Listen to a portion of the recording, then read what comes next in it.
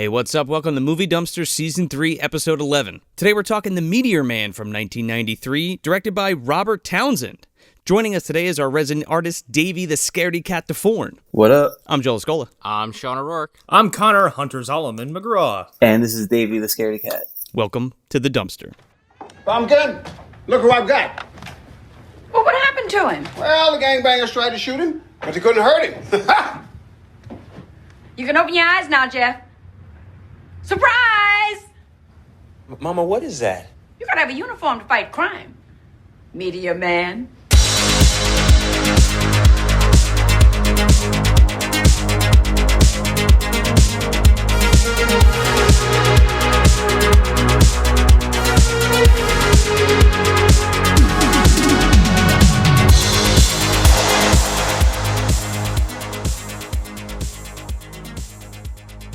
Another thank you to Rudy. Thank you for the fucking figure. That's awesome. What did he send you now? No, I'm just, this is the same thing. It's the Hunter Solomon Reverse Flash figure he sent me, a couple days ago. Which, you posted that right on the Instagram if anybody wants to check that out. Yes. Would you put him up there with everybody else, Connor?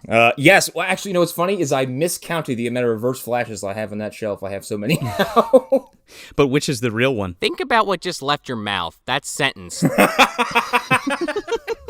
Forgot about the pop vinyl that's right beneath those guys. So yeah, we're fresh off The Suckling. I hope you all enjoyed that one, because that was a fun romp. Fun mutant baby romp. Yeah, what a lighthearted adventure that was. Yeah! Lighthearted. That's a good word for it. I wanted to throw an addendum in here because I totally missed another MDU connection that I teased and then didn't go into. Bertha, who throws the aborted fetus down a toilet, when she dies and gets her head ripped off, the Suckling sucks her down into the toilet into the Mario Brothers dimension. She gets dumped into Koopa City 1. She becomes Big Bertha. She adopts the moniker Big and becomes Big Bertha, the bouncer at the Boom Boom Bar. It also made her black? No, she was already black. Well, she was. She's already black. Bertha's already black. Wait, Connor's already forgotten the movie. It's only been a few days. He's already fucking excised it. Here's the problem, is that all those, extra characters in the back, I'm like, who the fuck is that person again? Oh, man. She was like Big Mama's right-hand lady. I don't know how you had that entire fucking Luigi birth ancestry figured out, but you forgot the Big Bertha connection. I was my brain was encroached with mutant baby fetus at that time. Sure. And thinking about that pickled one, the styrofoam one in the jar you're trying to get your hands on. Exactly. I was laser focused on the idea of the baby being trained by Splinter in the sewer. So yes, you keeping up with all that, Dave? It's all processing. Look, we are mere mortals burdened with all this lore. Okay, we can't process all of it at the same time. Yeah, we're like H.P. Lovecraft protagonists, man, or God. Because we have these dreams, right? And we're influenced by things we can't certainly, we don't understand. So how long until I'm written out of existence? I don't know, man. It's to be seen. So we're all single, nameless scholars who live in the same valley in Rhode Island? Yeah, And then we have to go fight some invisible force on a fucking mountain somewhere. Yeah, cool. So yeah, on a lighter note, we're talking comic books today, fellas. Superheroes. Maybe one of the first superheroes on the silver screen. I saw an updated poster or something about this that said before Black Panther and before Blade, there was the Meteor Man. It's true. Before Blank Man, even. Oh, it was before Black Panther and before Blank Man. That was what it was. It was before Black Panther and Blank Man. Yeah, that was our MD guy, Connor. What are you, losing it fucking over there, man? You know what? Maybe I am. I'm fucking exhausted. Yeah, dude.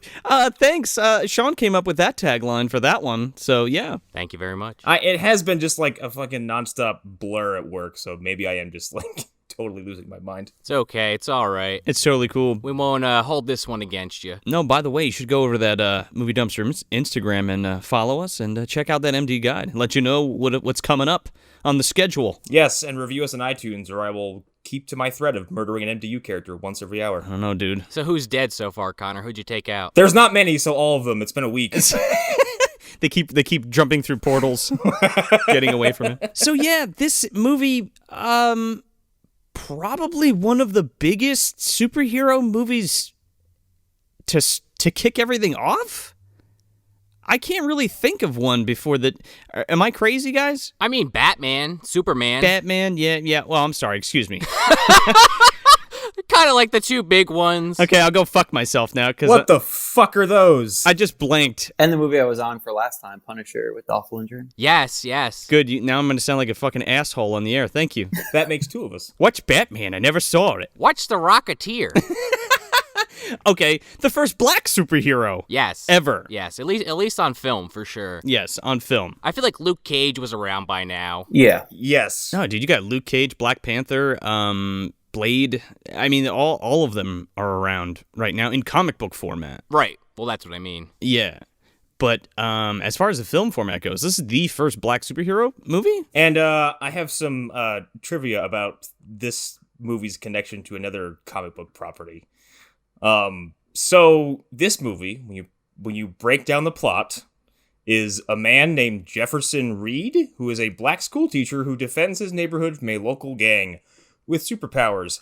In DC's Black Lightning, a black school principal named Jefferson Pierce defends his neighborhood from a gang using superpowers. Wow. Do you think Robert Townsend dogged that from Black Lightning? I don't know. I've never read the comic books. I'm deferring to you guys on this episode because I don't know what the fuck I'm talking about. It's just surface level to the point where like it could be parallel thinking, but at the same time when you break them down to like very like fundamental pieces, you're like, huh. Well, it comes down to the published date. Yeah. Well, I think my friend of mine was talking about it. He checked the wiki and think he said Black Lightning struck first and then made it a point to say, do you see what I did there?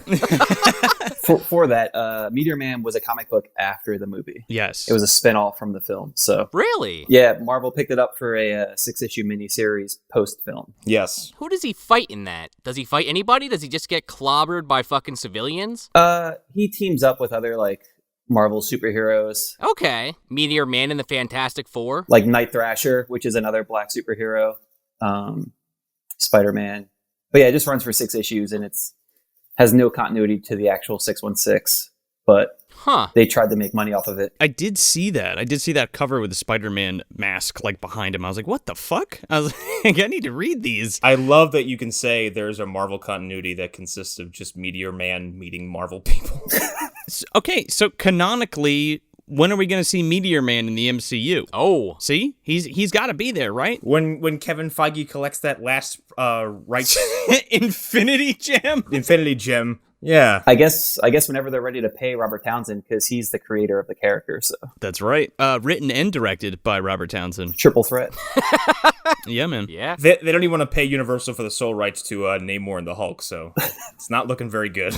This is true. Real quick, this movie's impossible to find online, legitimately. Yeah. Tell me about it. I found it on HDDY.com. Because I was like, oh, I'll just throw it on Prime real quick or whatever. But, like, I ended up having to pop my VHS in. And then, like, I watched, I don't know, 45 minutes of the movie. And then, like, it just started fucking dropping out. And I think I got to clean the heads on my player or whatever. But, yeah, I had to do a quick switch. And Sean helped me out on that one. Yeah. We're not going to talk about where I got that from, but we made it happen. It was an underhanded deal. It may or may have not came out of the glove box of Baby. We don't know. No, we're not sure. We're not talking about the details. John Hurt's car, by the way, if you don't know what the fuck we're talking about. But yeah. So let's plot crunch. I think Connor already plot crunched it, right? But yeah, and comparing it to Black Lightning, I already gave away the plot. Yeah, pretty much. Substitute teacher. Except for his batshit insane origin moment, which I can't wait to go into detail about because I was not ready for that. So, substitute teacher Jefferson Reed lives in the middle of Washington, D.C., a gang-ravaged neighborhood, if you will, and he crosses paths with the gang one night trying to save some lady from getting beat up by little children and gets hit by a fucking meteor and becomes Meteor Man, imbued with powers from beyond, like X-ray vision and laser vision and flight. And whatever the plot needs in that very moment, he has the ability.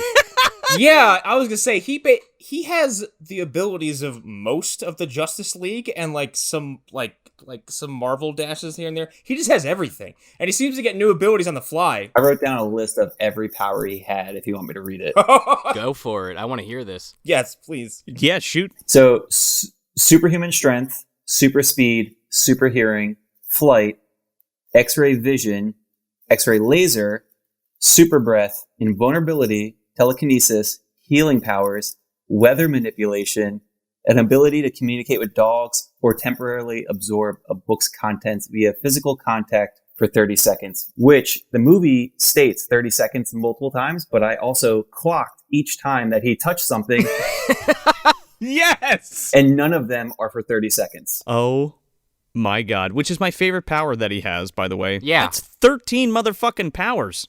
That's a lot, right? You just keep your hand on the book when you're taking a fucking test and you just like ace the thing. Yeah. Yeah. Well, the scene shows him grading papers by touching it, so. Yeah. I love that. He's basically just like Black Superman, but better. I like him way better than Superman. Yeah, and he's fucking funny. Oh, yeah, man. And he doesn't even he doesn't try to be funny, but the stuff he does is funny, if you know what I mean. Sure. This movie is fucking star-studded. Yeah. With one big black eye right in the middle of it. with just like the comedians present and just like the acting power present. I mean, it's insane. It's a huge. It's like not only is it like a monumental like movie for like black cinema because it's like a huge comedy and it's a fucking superhero movie. You know what I mean? It's just kind of nuts to me. And I remember watching this movie a lot when I was a kid, and I haven't heard about it in years. I haven't really even thought about it a lot. And I haven't heard or seen anything lately or otherwise in the past few years. So it was cool to go revisit this because this is. I used to watch this a lot when I was a kid, and I had very fond memories of it, and it was really fun to go back and revisit. Yeah, I mean, this is the first time I ever even saw this movie, so... Yeah, same. So let's kick this fucker off. We open with this fucking giant meteor going through space. We open with the destruction of Krypton, seemingly. It's a big chunk of it flying through the air. And then it's not even like a joke, like a big giant green piece of like space shit like flies away from it. I'm like, oh, okay. So this is gonna veer off and hit Metropolis, and then we're gonna go focus on whatever's happening here in DC. Meteor shit. Meteor shit TM, definitely. Yeah. We see this fucking thing sailing towards Earth, and then we slam cut to Washington, D.C., and we kick up that fucking MJ, baby. Oh, boy. I couldn't believe it. I was like, oh my God, Michael Jackson, that's who you're going to start with? Sure, why not? Right out of the gate, you got my attention. The soundtrack of this movie is very interesting because I kind of like first we get Michael Jackson, and then later in the movie, suddenly Too Legit to Quit fucking starts playing somewhere. I was like, okay, this soundtrack is quite distracting at times. In a crack house. Yeah. Yeah. Well, we get introduced to our main character, Jeff Reed, and these fucking, like, I don't know what kind of teacher he is. I guess it's implied he's a music teacher because he wears pajamas with music notes on them, and his dog's just barking at him. Oh my God, he's like the Black Stanley Ipkiss, you think? Yeah, kind of. That's actually that's a good way to put it, Joe. Someone stole your pajamas. But he fucking, he's a substitute teacher, so he like gets out of bed and does his thing and goes to school. Oh, right, substitute teacher, right. Yeah. I mean, you'd be forgiven for forgetting that, like, what kind of teacher he is, because at a certain point, he's like, okay, no more teaching shit. I'm just gonna Right? go Yeah. be a superhero. Well, I guess he's really into music too, because then we're introduced to James Earl Jones, Oh my God. Oh, boy. Mr. Moses. My favorite character. He's so good, dude. The idea of the voice of Darth Vader trying on different wigs kills me. Yeah. It tickles me so much. Coming out of this giant nerd, trying on wigs, and basically telling our main character, like, I will never surrender my records. I'd rather cut off my hands. Yeah, he's like, I'll trade you a fucking, what does he say? Like a Billie Holiday for a Duke Ellington. He's like, are you fucking crazy? Get out of here, you goofball. Then you hear some woman on the phone, like, I don't know, like, his eyes aren't red from just being in the library.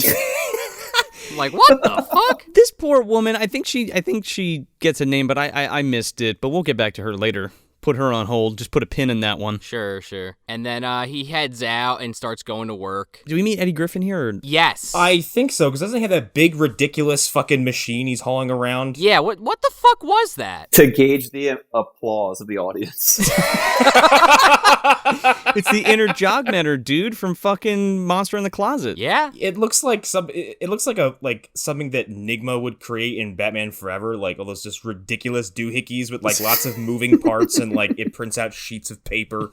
Stick this suction cup to your forehead and we suck out your soul. Yeah. Come on down. We'll attach this thing to the audience's head and we'll suck their energy out of them. But then we meet this kid, Dre, who becomes important later. And he just, like, literally, like, runs right into fucking Robert Townsend's crotch. And he gives him a fucking comic book. And then threatens him. He, like, points at him. He's like, later, I'm gonna get you later, Mr. Reed. Yeah! I mean, he wasn't kidding. He does point at him like, I'll fucking take you out later on. Like, yeah, right? And he's like 5. Like, he sizes him up. He's like, you're dead. Jeff Reed is like a super optimistic guy, and he's one of those dudes who's like, why what's with all the violence and the gang violence and why is the neighborhood all shitty and stuff, and like why can't we just like help each other and get along, what have you, turn the other cheek kind of guy. Yeah. So he walks into the principal's office because she wants to have a meeting with him. And this little kid is sitting in a chair. It's like, okay, picture the part in Uncle Buck when he goes in to talk to the principal, but this kid is just beat the fuck up. He's got like a broken arm and like a fucking eye patch and like a crutch. This big giant shit-eating grin on his face too. Yeah.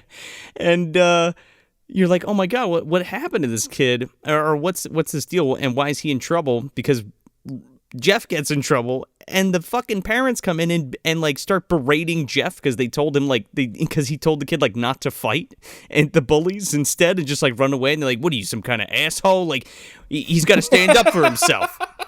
She's like a little girl kicked his ass. She was like 2 feet taller, 2 feet smaller than he was. My son lost all of his survival instincts because of you. Because you were talking about art and shit and music. Yeah, they're like, yeah, you told him to run away. He's like, well, no, I said move rapidly. Eat his lunch rapidly so he didn't have to. Yeah. Be swift. With haste. Drink that milk. Just blend it. Just fucking suck it down. Stick it in your arm like with an IV. Like, get it done quick.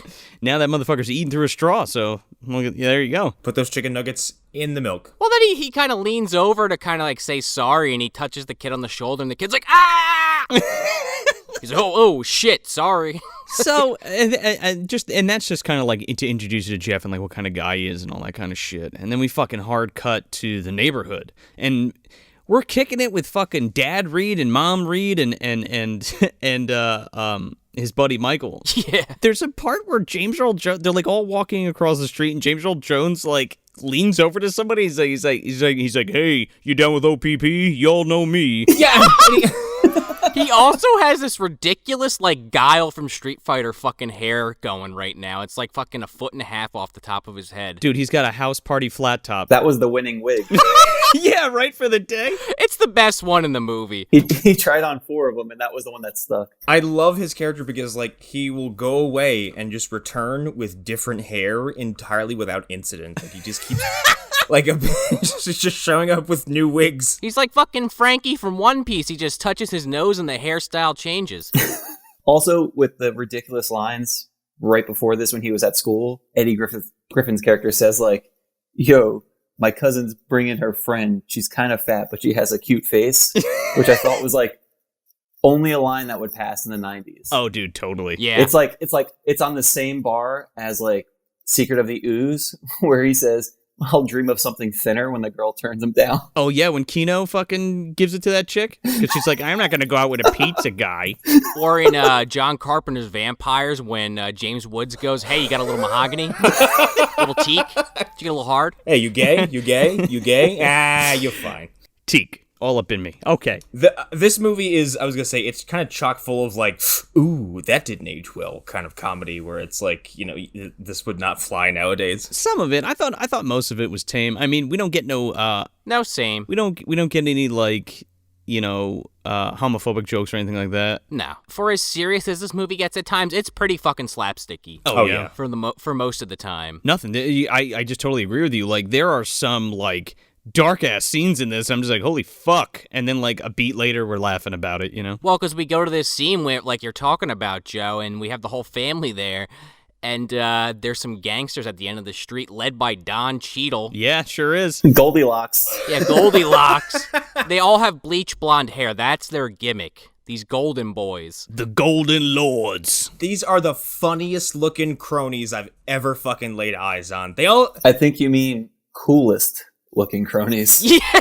Yeah, dude. This is the Black Youth Crew of hardcore right here. Yeah. They look like Warriors Gang cast-offs. Like, they look like they totally belong in that universe. I fucking love these guys. And they're fucking sharp dressers too, man. Yeah.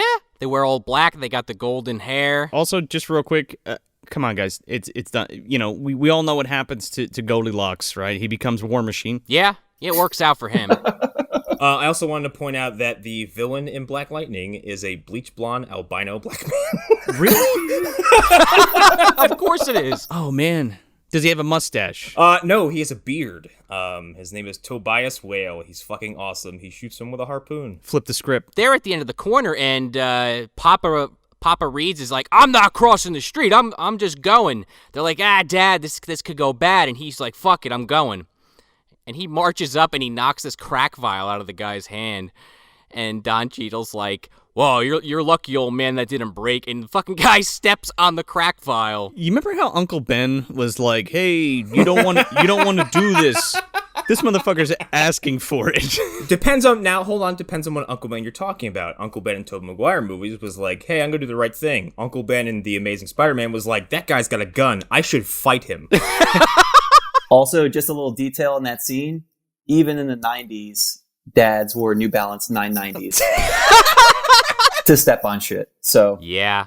Step on that crack. Or is dad also Eli Vance from Half-Life 2? Ooh. I didn't make that connection, but now that you say it, I can kind of see it. Yeah, sometimes when he spoke, I was like, Dr. Vance? Like, He's in a bunch of stuff, and I forgot to look up his. There's so many fucking people in this. I couldn't like keep up. I would have had to pause. I had like technical difficulties. So, but Robert Guillaume, is that how you say his last name? I assumed so. He's in a bunch of shit. I mean, I've seen him everywhere. I know his voice very distinctly, so he kind of jumped out at me right away. probably his most notable role for me was him playing Rafiki in The Lion King. He voiced that guy. Ah, okay. Oh, there you go. Oh, shit. There you go, see? Sound to sound a squash banana, dude.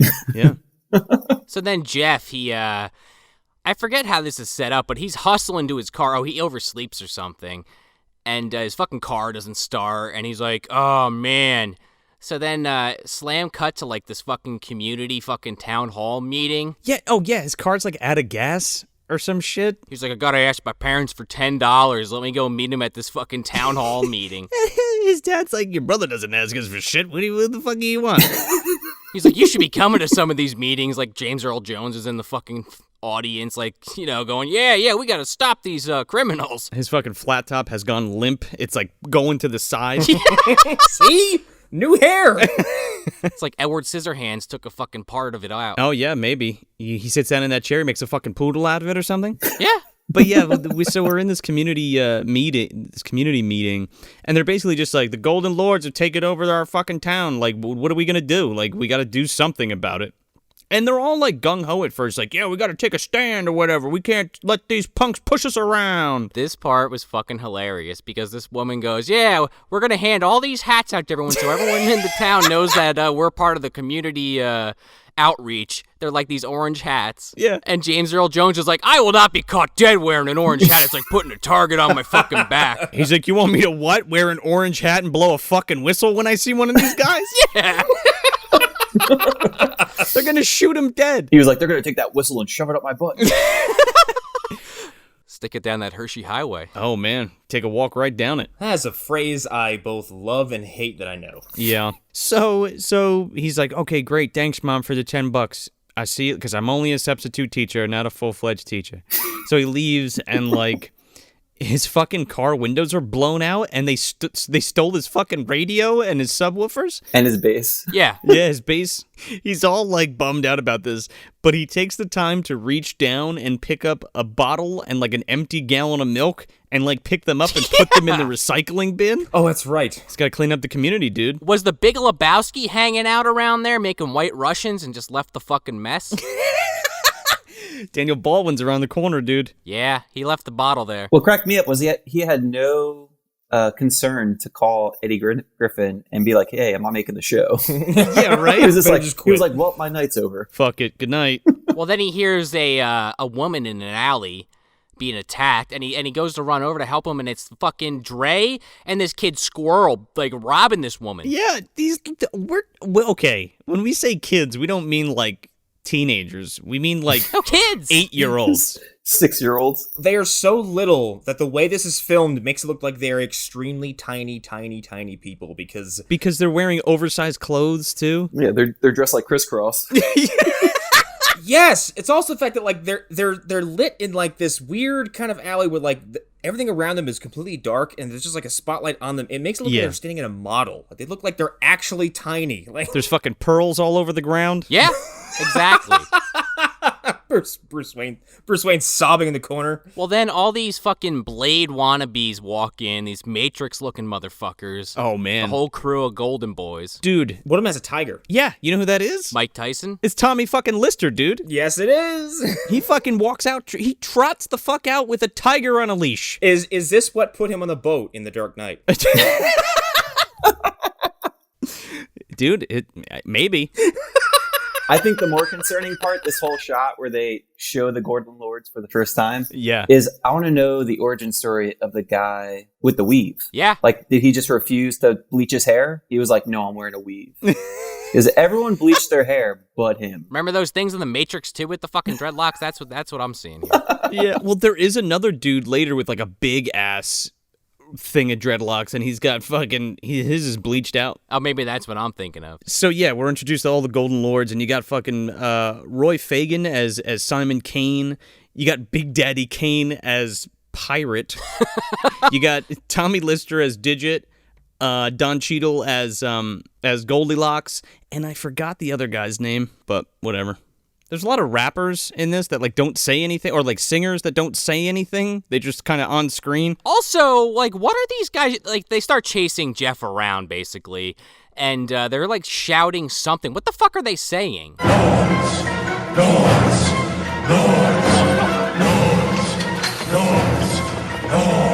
Oh. The Golden fucking Lords. Yeah, because they have the baby lords and the junior lords. Geriatric Lords. Yeah, they have there's grades. I love it. It's like you have like, elementary school lords, then you have like middle school lords, then you have like high school lords. Yeah. They're kind of like Sea Org. It's kinda. You got geriatric lords, and Granny's just like, What are you talking about? I wasn't in any gangs. No, she's just a brothel owner. She doesn't get into any of that kind of business. This is true. I love how they have like different sects too, right? There's like the Matrix corner, then there's like the suited guys, then there's like the biker versions with like leather jackets. Yeah. Yeah, there's the group that's like got the jackets on, like the fucking Moonrunners from the Warriors, then you have like the other ones that look like the Gramercy Riffs, like Yeah, you got fucking they even have their own breakdancing sect. Yes. Of Golden Lords that we find out. Amazing. I also love their entrance because like it's almost implied that they're all standing in line in the shadows waiting for something to happen so they can just step forward with their guns drawn. Well, Yeah. the whole thing is like they're initiating these two little boys robbing this woman. Right. And then Simon's basically like, "Go, all right, you all want to get into the Golden Lords, go chase that motherfucker." Simon, by the way. Can we talk about this guy for a second? This is like the most ineffective boss in a movie in a while, until like the last 10 minutes, and then all of a sudden he's fucking super competent. I don't know, he kind of he's one of those dudes that like plays it cool for most of the time, right? Sure. It's mostly Don Cheadle, like, for most of the film. Yeah, he's like his henchman. But, yeah, they chase Jeff around, Robert Townsend, and he fucking dives in the movie dumpster to hide. He sure does. See, we saved his ass. Yeah, he pushes, House of the Dead out of the way, and fucking all the bad movies. Lands face first into Pluto Nash. Yeah, oh God. He might be dead if he goes that deep. Oh, no. Boiled alive in the acid. He sees a dumpster full of Pluto Nashes and then opts to jump into a second dumpster. I'm pretty sure this film did better than Pluto Nash. Wouldn't surprise me. Yeah, I hope so. Because then Squirrel, I think it is, actually catches him in the dumpster, and they're like, anything in there, Squirrel? He's like, nah. Nothing. And then he fucking walks away. On a sidebar, I think it did do probably equal or worse to Pluto Nash. See, that's sad, dude. You guys want to take a guess how big its budget was? Because I looked this up too. I'm looking right at it. Actually, it was right there in front of me. That's depressing. 2.5 mil? Close. 3 million? 30 million. 30 million? Guess how much the box office brought? Oh, jeez. Do I want to know? 8. How much? 8 million. Oh, no. Oh, I said 8. Wow. You did say 8. What a thing to be right about. That's a goddamn shame, dude. Yeah. It doesn't deserve this. I guess you have to really start to crunch numbers, but I think because Nash's budget was so overblown by the end of it, and then I think its box office take was so dismal in comparison, Sure. that it might be considered a bigger bomb, but that's still depressing to hear that. Yeah, because this is actually a good movie. Yeah. Yeah. Yes. Fucking A. At no point did I feel like my soul was being crushed between two plates of stone or something like that. Between 2 Pluto Nashes. Two giant boxes. 2 giant DVD cases. Well, no. Remember, there was the clone. I mean, between 2 Eddie Murphys, Oh, no. I don't want any part of that sandwich. You can fucking keep it. So then he gets out of the dumpster and he starts fucking, going home, essentially. And then this fucking meteor. This flaming wrecking ball? Oh, my God. This fucking thing comes zooming out of space and chases him down an alley. It tracks his ass down. And he's like, no, I picked you, motherfucker. And he I forgot how visceral this was. Dude. He's up against the fucking wall. This thing crashes into his chest, and he's just burning all over. He looks like fucking Spawn being born. Yeah. This is considerably graphic for how lighthearted the movie is, because Sure. this thing hits him and you'd think they would just cut away and then he'd wake up in the hospital. But no, we get a really drawn out shot of this meteor forcing its way into his chest as he's covered in 3rd-degree burns and just Screaming and writhing. It's like a T2 or fucking Total Recall level effect. Yeah. It's gross looking. All the while, Bill Cosby's watching in the shadows, man. Oh my God. Bill Cosby's in this movie, by the way. If you didn't see it on the MD guide, here's your fucking warning. Yeah. We got gang violence and Bill Cosby in this film. And sadly, I think he still has the powers he received in this film to this day. He can still talk to dogs? Well, should we just talk about it now since he's getting his powers? Might as well talk about Bill Cosby's powers. Sure, we could talk about it now because he's going to be lingering in the background for the rest of the movie. Sure, because he walks up and you don't see who it is in this particular scene, but this meteor, there's a small chunk that broke off, and Bill fucking Cosby, who plays a mute homeless guy... Well, he's not mute. ...picks it up and sticks it in a coffee can and gets very similar powers, including telekinesis that I just can only assume he used later in life to roofie women... Oh, no! Telekinetically dropping them in their drinks. Oh, my goodness. So, yeah, Bill Cosby. What the hell is that movie where, they have, the shoe pop... Oh, Pippi Longstocking. That's what it's like. Yes. When they... I don't know why it made me think of it, though, but, when she puts that shoe polish shit on her shoes and walks down the fucking orphanage wall. Yes. I don't know why it reminded me of that, but, it's just something about the can and the fucking thing in the can. I don't know. Well, then they take Jeff to the hospital, and they take him into surgery, and they're like, oh, man, this guy's got 3rd-degree burns on him. And then, they watch as part of his wound just heals. Dude... They're like, we're like, oh, he's burned to shit. And they're like, what's wrong with him? Oh, I don't know. What's that giant green thing sinking into his arm and then disappearing? I don't know. Question mark. Meteor shit. Whatever. So they bandage him up and they put him in the bed. They mummify this motherfucker. Oh yeah, he's wrapped up, man. He's fucking head to toe bandaged. He is bandaged better than fucking Two-Face was in Dark Knight. It's true. Eddie Griffin comes in to fucking pay his respects or whatever, and he's like, oh, my best friend. He's all fucked up. This guy. will fuck anything that moves. Yeah. All right. The fucking nurse comes. The nurse comes in and she's smoking hot and she's like taking care of Jeff and he's like, oh, I'm so sorry, Jeff, and he like walks off screen and then the nurse walks in and then he comes back on screen and he's like, yeah, I really need somebody to talk to since my friend's all fucked up. You want to go out to dinner later or something? And she's like, how about you go fuck yourself? Visiting hours are over. I mean, I think every one of us, though, knows a guy like that. So, very relatable character. I guess it's the next morning. They have this army of doctors that walk down the hallway to his room, and they fucking surround his bed. Because they're, like, doing a blood test, and this dude's like, oh, my God, his blood, but they don't tell you what's wrong? They show both x-rays on screen, and I paused it, and I could not decipher the difference between the initial x-ray and the current x-ray. And then they just like immediately they just say the line and then they cut to the blood and then they cut to this is Jefferson Reed blood. Jefferson Reed blood? Jefferson Reed blood? And then there's a fucking storm of doctors and surgeons going down to the OR. They don't tell you why though. And like I guess his like lungs healed or whatever and like his blood is what? Radioactive? They don't say. Well, cuz like the suckling, we didn't have an intern and a doctor to break it down for us. So they get to Jeff's room. And they're like, Jeff, oh my God, we got to see what's wrong with this fucking guy. There's problems, but we're not letting you know what we're thinking. And they're like, take the bandages off, quick. They take the bandages off, and everybody's like, oh my God. And he's like, what? And he's, give me a mirror. And he fucking looks at himself. Also, before they do that, they're waking him up by like shaking him profusely, which is like this burnt man. No nurse should ever do. Dude, there is so much medical etiquette that bothered me in this sequence. Okay, one, like they're waking up a man with third-degree burns by just like assaulting him, touching him all over. Two, they're like, take those bandages off, and this woman does one cut, and this thing just comes off like a sock. I'm like, well, who put that on? Because it wasn't doing shit. Whoever was taking care of Tom Everett Scott in fucking American Wealth in Paris. Yeah, they get around. Yeah. Anyway, he's fine. There's nothing wrong with him. He's like, I look fine. And they're like, yeah, but last night you had third-degree fucking burns on your face, buddy. And somebody just happens to be, I think one of the residents like happens to fucking have like a textbook on them or some shit. And he like touches it. And this is the first instance we get of him like being able to absorb the book for like 30 seconds. He's like Johnny Fives for 30 seconds. But not really 30 seconds because Dave clocked the motherfucker. Yeah, for the first time he gets it, it's for 52 seconds. Well, because the whole thing is he's like, this doctor's telling him, oh, this is impossible. This doesn't make sense. And then he touches the book and he's like, actually, according to page 15, line 2, paragraph 3. The Stromberg theory says that stress can heal some burns, but not third degrees. And he's like, how did you know that? And then the person with the book turns to the page and is like, he's absolutely right.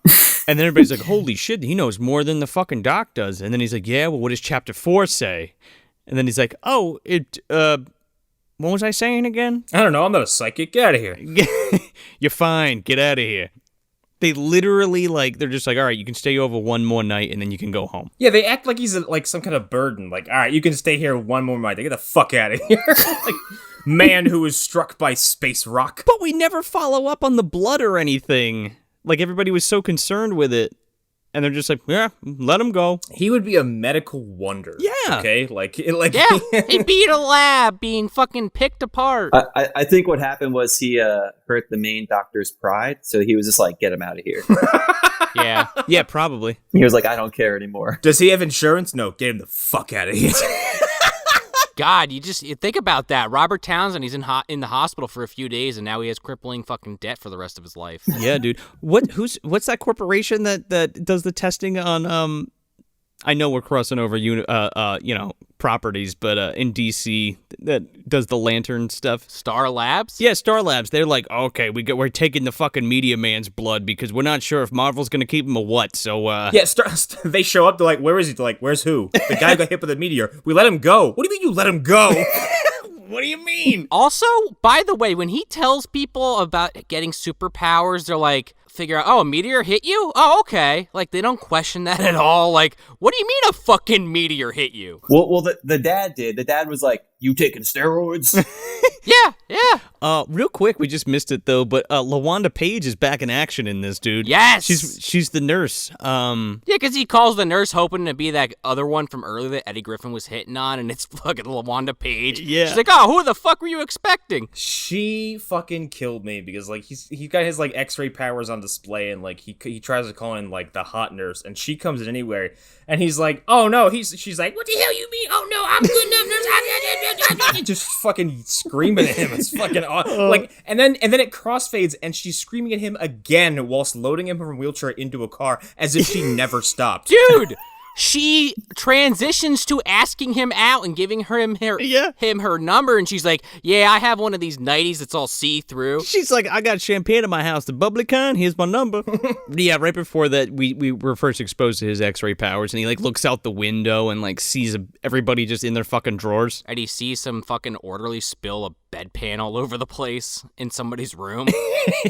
Also, the weirdest undergarments for the 90s I've ever seen. Yeah. They're there's like slips and fucking full frilly panties and shit. It looks like he's looking in at an Eyes Wide Shut party. Like, everyone's in really bizarre underwear. The cop has like underwear from like the 20s on, like one of those bathing suits. Yeah. He's got like a singlet on. Yeah. Do you think this was like his attempt at keeping it a PG-13 film? I think it's a funny gag. Sure, yeah. It's supposed to be like mixing like that 50s kind of superhero thing with now or with, you know, in the 90s rather. No, yeah, I see what you're saying. I also like how his X-ray vision comes in certain like levels. Like, he can look through walls and has that green filter, but then when he just wants to look through clothing, it's just gone. Like, there's no filter, there's nothing. He just perceives everyone as walking around their underwear. Yeah, and like the next thing he immediately does is Connor already said, but it's just like, yeah, call the hot nurse in. Let's do this. I mean, I would not want to be the one that would have to rotoscope that. Speaking of rotoscoping, we got ILM doing the fucking effects in this movie, all the visual effects. Really? Yeah. They're pretty good. Dude, they were on top for a long time. I mean, they still kind of are, sort of. I mean, but they were like juggernaut shit in the 90s. For sure. I would say the effects of this movie are I would say mostly pretty good. I think they're all good. I don't have a problem with them at all. Even the green screen flying stuff is fine. Yeah. Then we go to a scene that might be reminiscent to anyone that ever saw, it's coming up again already, The Dark Knight. We have this like gangster meeting in the back of a kitchen, and the fucking Joker comes in with a pencil. Everybody's drinking fucking milk, apparently. They're talking to somebody on a TV or some shit. But the fucking Riddler, Frank Gorshin, baby, is on the phone with the main bad guy, Simon from the Golden Lords, but Frank Gorshin's actually the main bad guy of this. I fucking love Frank Gorshin so much. Oh, he's great in this. Yeah. Not only is he the fucking Riddler from the 66 Batman series, or the 60s Batman series rather, but he's also in one of my favorite episodes of Monsters, Parents from Space. And I don't know, man, like he's so into whatever he's doing, right? No matter how silly it is, like, he's just all about it, and I love him for that. I was gonna say, he's operating, he's in, what, 3 scenes in this movie? Maybe? And he's constantly at, they're like, we need you at, a 10. He's like, I'm giving you a 70! He steals each one, dude. He starts yelling at people. He's got this fucking mustache on him. He looks like Stan Lee. You think that was on purpose? I mean, maybe. Oh, I didn't even really realize that. That's good. Yeah. He looks like Stan Lee and Ross Perot got, squished together, But he's got the glasses and, the slick back hair and the fucking mustache. Yeah. And this is the first time we see, all these kids now that have the bleach blonde hair and the fucking suits are all lined up also here. Yeah, the fucking baby lords come in. With their lunch boxes? Yeah, Simon's like, we're about to have lunch. And these fucking little kids come in with lunch boxes full of fucking cash. Fucking hilarious. Where the fuck are they taking those from? Michael Berryman comes in. He's like, can I inspect one of those? I might have something I'm looking for. I'm going to get a real big slapping if I don't come back with a very specific lunchbox. How did that get in there? David Gale is gonna beat the holy fuck out of me.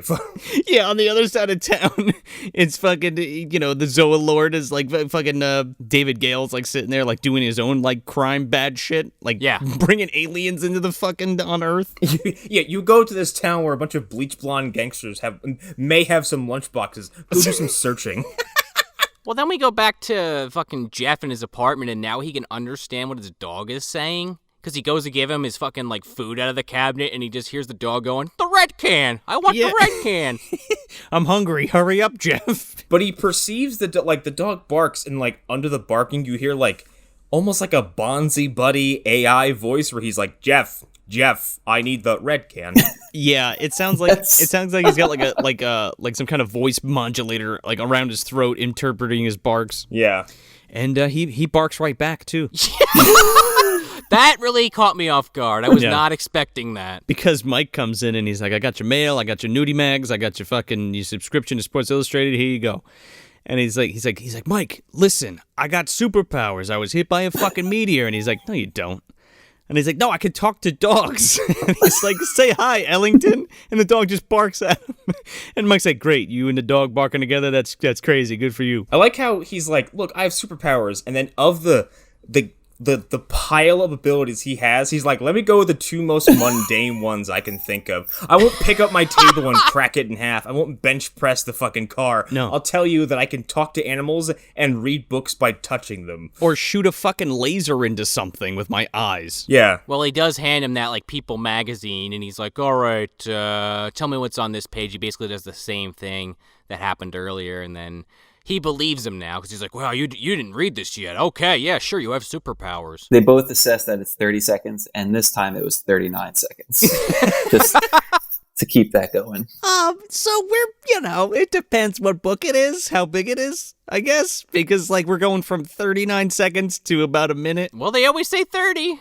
They don't ever deviate from 30. No, I'm just saying, like, in reality. Sure. And Eddie Griffin mentions it every time it happens. When he touched the book this time, it was like he just kind of knew what the page looked like as opposed to what was actually on the page. Right. He didn't read it. He was like, a married couple. Oh, she's wearing a black see-through. There was no, like, text for that part. Yeah, this was like remote viewing, whereas before he was like, Chapter 4, Line 7. She's got big boobs. She's smoking hot. And then we just cut to, like, these people in an apartment, and they're in their underwear. And it pulls out, and, like, Bill Cosby is, like, squatting in the basement of this apartment complex. And he's like, with all these dogs? Yeah, there's like 4 or 5 dogs in there. And he's like x-raying through the floor, and he's like flipping, he's like watching TV, like kicking it with like a cup of tea or some shit. Yeah, their TV, and they're like, what's going on with the TV? The channels keep changing. And then they're like arguing, like, you asshole, it's your fault. And he's like, how is it my fault? It's like them goddamn kids with the Vintendos, or whatever the fuck he calls them. He said Hindindus. Hindindus! I think it's the same comedian that's in Don't Be a Menace who's at like the fast food window when they're talking about dashiki, and he's like, man, everybody's up with dashiki, and she's like, oh, she's pregnant. And the guy's like in the background, and he's like, but it ain't, I think it's mine. And he's like, oh yes, thank God. But again, Bill Cosby and Robert Townsend have fucking superpowers, and they're fucking around with TVs and talking to dogs. What are you doing?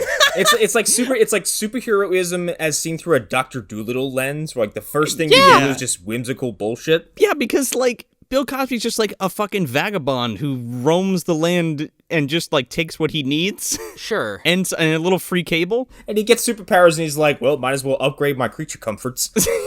Basically. Yeah. Food, dogs, women, whatever he can get his hands on. They presented like Jefferson Reed's character as like ballless from the start. So it would only make sense that he wouldn't be doing anything, aggressive with those powers. Oh, yeah, he's a coward. Oh, dude. For most of this movie, he's a coward. Like, even when he gets his powers. Because his parents, they're like, yeah, you gotta go save people. You gotta stop crime in the city. You gotta destroy the Crips and the Bloods. He's like, I don't think so, Dad. I mean, let's be honest, though. They're better parents than the Kents from Man of Steel, who are like, let the bus full of kids die. Who gives a shit?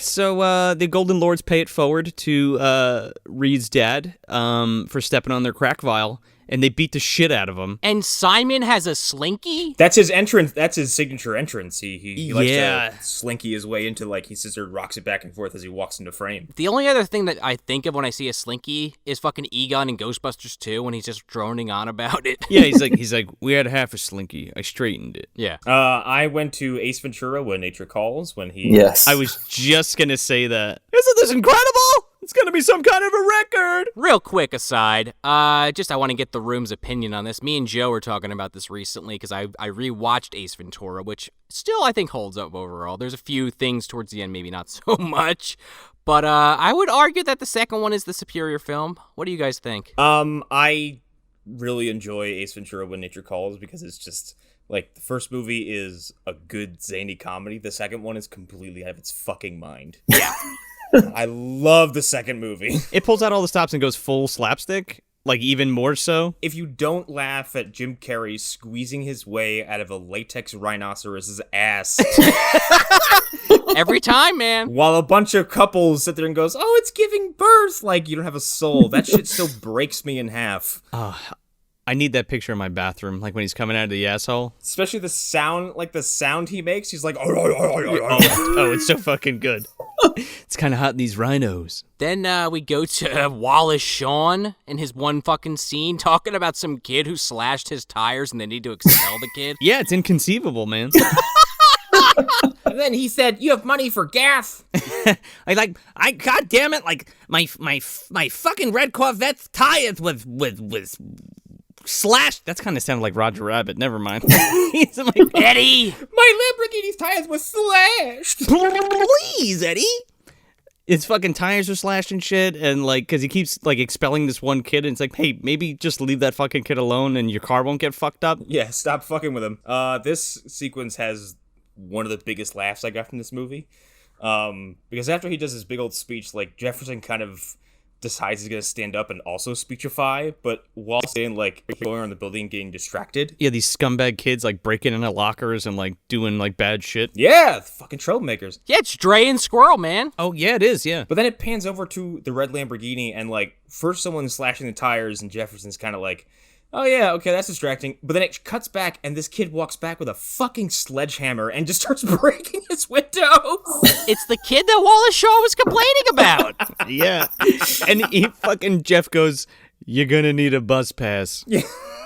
And then you just hear in the background for like the next 10 seconds the car just getting walloped in the background as they continue talking. And then there's like we have this weird like love interest that really doesn't go anywhere because of Sinbad.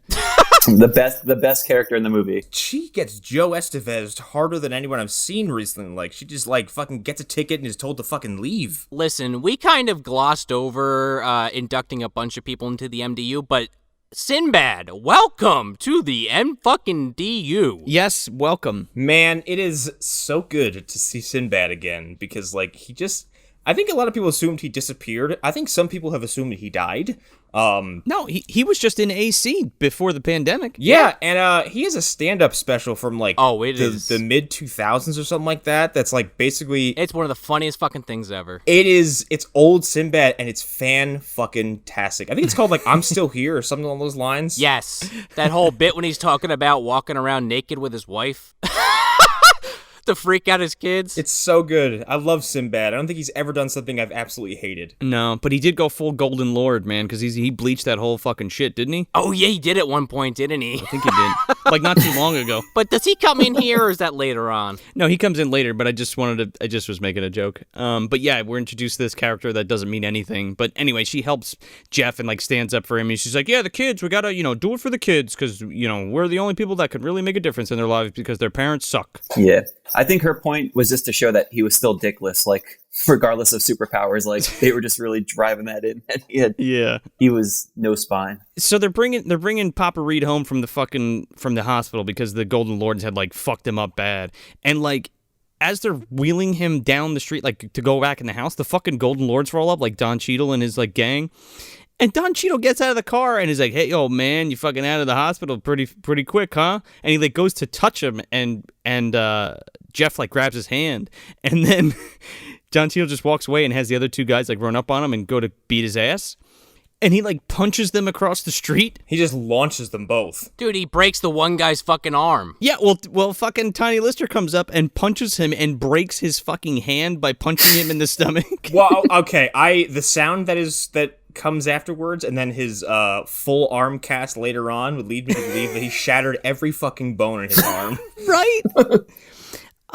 Also, if somebody punches two men across the street, I'm not going after him. Game over. Game Leave. over. All right, well, see you later. That's a wrap. Time to go home. Yeah, see ya. But no, they make someone tries to run him over, and he stops with his hands. And then they show his fucking hands made a dent in the hood. And then he goes, yeah, you always got to wear your seatbelt. Safety first. Yeah, because they fly out of the front fucking window. And then, like, the whole neighborhood sees this, and they're all, like, surrounding him. And they're like, yeah, Jeff, yeah, you have superpowers. This is awesome. Yeah, his mom and dad are like, the whole fucking neighborhood saw it. And he's like, don't tell anybody, okay? He's like, what do you mean? Everybody had their windows open watching the whole time. A whole nother night passes. He, like, wakes up to go to school, like, go to his job, or he, like... Oh, my God. This is when he oversleeps the first time, right? Yep. And he fucking comes downstairs, and he's, like, going to his car, and like I totally forgot this scene was in this movie, but the Golden Lords fucking do a drive-by, and Don Cheadle like pops out of a fucking sunroof, and another dude has a machine gun, and they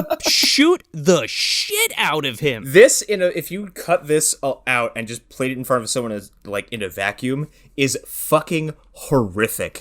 They shoot him like 300 times, and he is full on like Willem Dafoe, like just like doing the whole like getting like riddled with bullets squib thingamajig. He's just fucking writhing over the place, and he hits the ground, and they drive off like, yeah, fucking dead. It's all in slow-mo. There's 9,000 squibs going off. He is getting Sonny, wow, I am. Yeah, from The Godfather. I was thinking the same thing, Connor. Yes! Except he Sonny didn't come back from that. Jeff, he just basically stands up, and these guys are driving away so fucking slow, they see him in the rear view getting up. They're like, what the fuck? They back up down the street, like shooting after him backwards? And they're laughing like, yeah, run, motherfucker. I'm like, wait a second. Like, you just shot the shit out of this guy, and you know what I mean? Like, we just unloaded an entire ordnance on this guy, and he just stood up. Yeah. And then you learn the other two characters that are with Don Cheadle's names, Uzi and Mario. Yeah, Mario. Uzi's the guy with the he's got like the Koopa haircut, right? He looks like he belongs in Koopa City 1. Yeah, he looks like the third Road Warrior. Yeah. He's the third fucking Koopa cousin. Then Jeff starts like kind of flying almost and grabs onto a light post. He's running so fast that he lifts off the ground and catches a light post, and they're like... And that's what freaks them out. Not taking 900 rounds to the chest, but like, he jumped real high, and they're like, oh, fuck, we gotta leave. Don Cheadle's like, did you see that? Okay, Mario, let's go. Let's go home. You're never gonna believe this. Yeah, fucking Don Cheadle kicks down the fucking Golden Lord's door.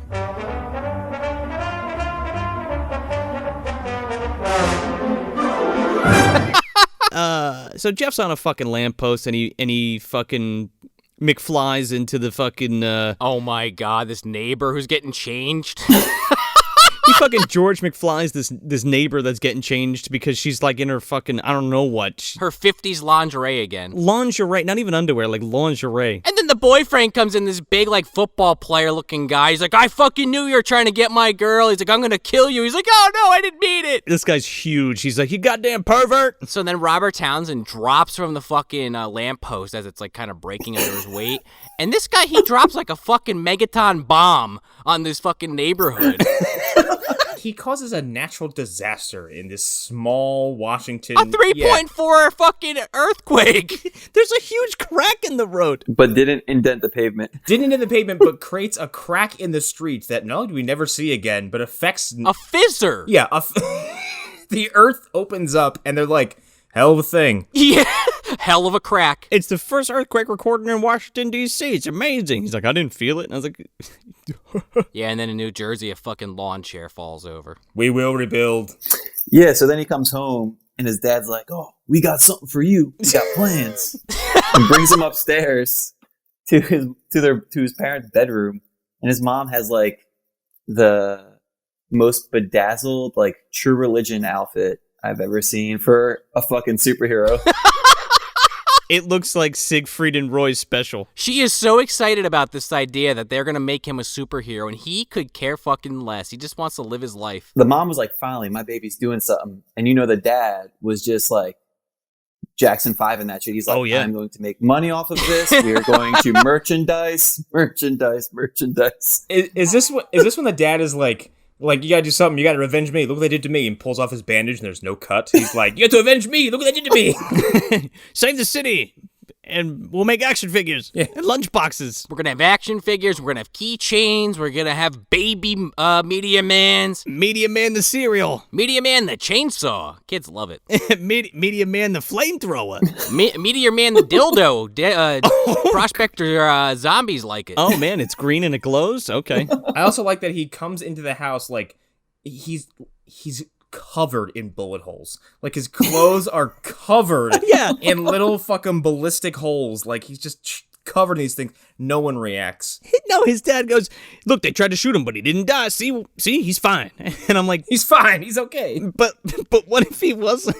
Yeah, cool, your son's Luke Cage, but like, what if he wasn't? Imagine like Jeff accidentally starts like a fashion trend. Like people see him walking around town in the suit with all the bullet holes in it, and then people start like buying suits and just intentionally shooting him up in their backyards. They're fucking wearing like Run DMC Meteor Man shirts and shit. Yeah. It's a look. I might be mistaken, but I think that's a minor thing in the Luke Cage TV show where it's like uses it. No, oh yeah, it is. Yeah, that's right, as a symbol of like, hey, you can't touch us. Oh, I was kidding. That's a real thing. Yes, yeah. Oh yeah, I forgot you didn't see that, Sean. Wow. Yeah, because in the show he's the bulletproof black man. So like people wear like hoodies that are covered in holes as like a statement. And they wear like T-shirts that are like the Run DMC logo that say Luke Cage. I kind of want to watch that because the dude at the kid at the barber shop, like he's selling like T-shirts and shit, and like has like this whole social media campaign for him. Yeah. Okay. It's really good. You need to check it out because Luke Cage is really fucking good. Yeah. Watch it all except for Iron Fist. Watch it all except if you're gonna watch Luke Cage, watch up to like the second to the last episode, and then you're good. Just give up at the end there because Netflix did. They sure fucking did. Also, just before we move on, while this mother is basically showing off this costume, she is maniacally laughing about how he's gonna save everybody, he's gonna save us from the crack dealers and the gang members and this, that, and the other thing, and and I'm like, yes. What? This woman's losing her fucking mind. I also about his outfit, I love how pro wrestling it looks. Like it straight looks like something the Shockmaster would wear as he fucking fell through that wall. Rhinestones all over it. It looks like fucking something like Siegfried and Roy like stage show. R.I.P. R.I.P. Roy. Yeah, R.I.P. And then they just get more ridiculous because then the next one they show is like the fucking one with the high beams attached to it. Oh my god, the fucking one with the cameras like totally slayed me. Yo, the one with the Polaroid cameras on it. I don't know about you guys, but it looked like Cardiac from Spider-Man to me. Kind of, dude. Oh my god, he's like doing like voices like when he has the things on. He's like, "I'm Meteor Man. Put that VCR down. I don't have evidence." And he like takes a picture. He's like, "Now I do." He snaps a photo with his shoulder cameras. Drop that loot. Also, there's a phone attached to his chest, which I don't know how he's calling anybody because where is the cord? Yeah. That's not a thing yet. Well, not with that phone anyway. He goes to another town meeting and they're like giving him a fucking chore list of like things to do, which I kind of went over already, but they're just basically telling him like all the shit they need him to do in town. They're like, "Oh man, we're so happy to have a hero to help us clean up the shit. Here's our fucking laundry list of shit that we have for you to do." I love superheroing by way of a committee. Like, we have a list of things that you're gonna do for us. Yeah, rather than just like, oh, he'll just stop crime on his own. Rather than sitting there and waiting for the Avengers to show up, like you have a list, you're like, no, this is the shit we need you to assess first. She has an itinerary. I kind of feel bad for Jeff, though, because, like, look at Iron Man. Like, he just told everybody he was Iron Man, but that was his choice. But Jeff, his mother, just blabbed that he has superpowers. Like, he didn't even have a chance to hide his identity. No. The whole town just knows. Yeah, but Iron Man's also like a multi-billionaire that lives in a fucking mansion somewhere. They also, in this scene, for some reason, I don't know why they add this, it's kind of cool, but also doesn't go anywhere. Somebody runs up to him and takes his picture with a Polaroid, and his skin and his face and everything are fucking blurred out with this like green like goo. Yeah, he's fucking meteor green. I guess that's supposed to be like the radiation. I guess so. He can't get his picture taken. Or whatever. Yeah. The meteor shit. He's like a fucking sleepwalker. But yeah, I think there's also a scene like real quick where Don Cheadle goes back to the Golden Lord's like hideout. And there's a big fucking neon sign that says Simon Says break the rules. And he's like, what the fuck are you talking about? What do you mean? And he's like, he was wearing a bulletproof vest, you fucking moron. That's why. And he's like, no, man, but he flew. He's like, he didn't fly. He's like, just tell me that you fucked up or you lost him. Like, stop lying to me. And then they go and beat this poor old woman that lives in his apartment building, seemingly to death. They put her in a fucking in a stretcher and they wheel her out. This is also one of those scenes, like, it's very, like, fucked up, and this is kind of his tipping point where he's like, oh, I don't want to do this. Right. I'm not a superhero, blah, blah, blah, and then, like, he sees the violence inherent, like, in the neighborhood.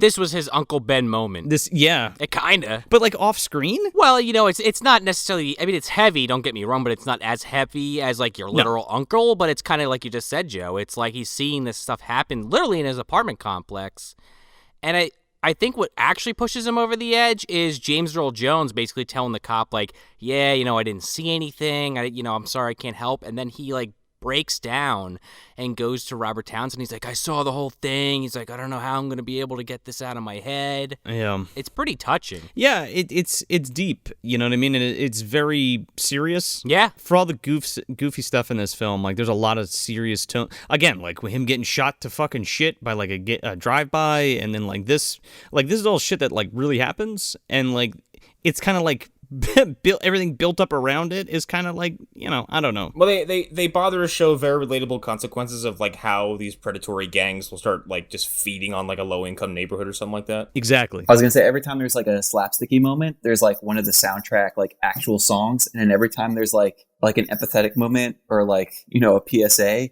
they just bring in the piano for the score. Yeah. Then there's, like, an original score. The Full House soundtrack. Where it's, like, like, after-school sitcom. Look, we gotta have a talk, okay? Hello, I'm Robert Townsend. Because right before that scene where the lady gets beat up is when he breaks down the crack dealer house, and he's like, "Dear drug dealer people." Oh my god, dude! Yeah, and they're playing Too Legit to Quit. His mom gives him his final, quote unquote, final Meteor Man suit, and the first thing he does is go break down this crack house. But he, like, flies out the window, but he's scared of heights, so he flies next to the ground. I also like that he takes out this crack house, but, like, he whaps a couple, like, henchmen and then deals with it by blowing a giant cloud of what I presume is cocaine and people into a wall. Yeah. And that's it. Because when Don Cheadle comes to check on him later, they're all fucked up out of their minds. Like, I'm presuming he's like, well, I'll just get them all really, really high, and they won't be able to. I mean, they're all like Scarface level, at least. Yeah. After that shit. All in their underwear.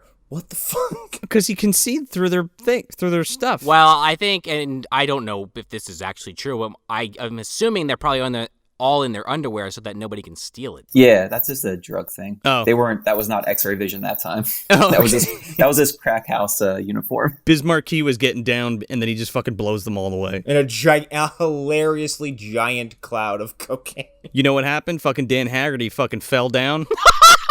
And all his coke flew out of his back pocket. So Grizzly Adams does blow now, I guess. In fact, Meteor Man didn't use some kind of blowing ability. He actually kicked fucking Grizzly Adams on his ass and created that fucking explosion.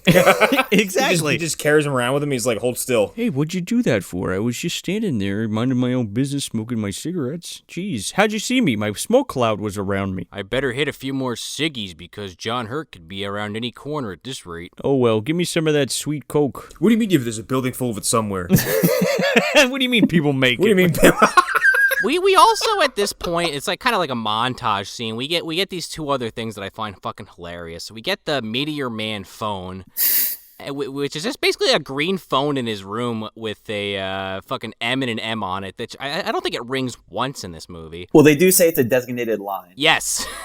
With call waiting. It's not the party line. It's the fucking call waiting line. Yeah. Don't order pizzas from that one. Like, they make a goof too. They're like, like Batman had, get it? Yeah, well, right, from the 60s show, right? And then right after the crack house, he does, I think, one of the most ridiculous scenes in the movie, where it's the cops versing the Blood and Crips Oh my god. together. God.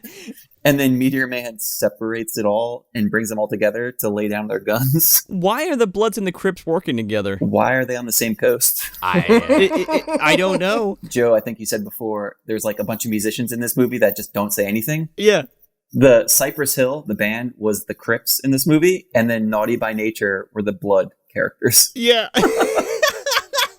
We also get this fucking scene in this montage of him just randomly like cooking eggs in a frying pan with laser vision. Well, yeah, that's part of the costume montage. Then he's like, do the eye laser thing, quick. So after he does like the crack bust and all that shit, he fucking goes back to his apartment. He's watching TV with Michael. And John Witherspoon comes on the television. Yeah.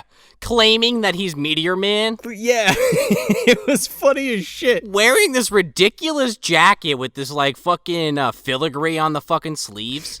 And he's like listing out like all of his fucking old things that he like got locked up for. And he's like, I don't do that anymore. I'm Meteor Man. Yeah, but he's like, I'm the Flying Man. I did this, I did this, I did that, I did this, and they're sitting on the couch like, what the fuck?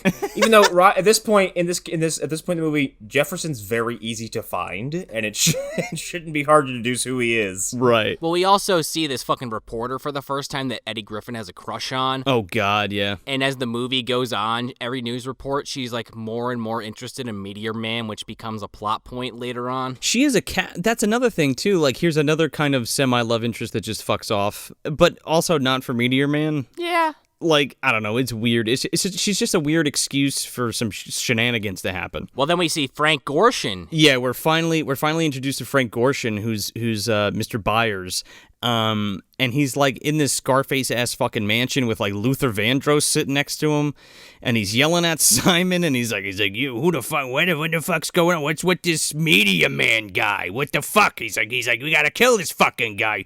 What? Tell me about him. And he's like, Simon's like, I don't know anything about him. He's like, Jesus fucking Christ. He's like, well, you better go find out. It's almost a Dick Tracy assortment of bad guys. Like, I think it's hilarious because Luther Vandross has a decent amount of screen time in this, and he says nothing. Does nothing.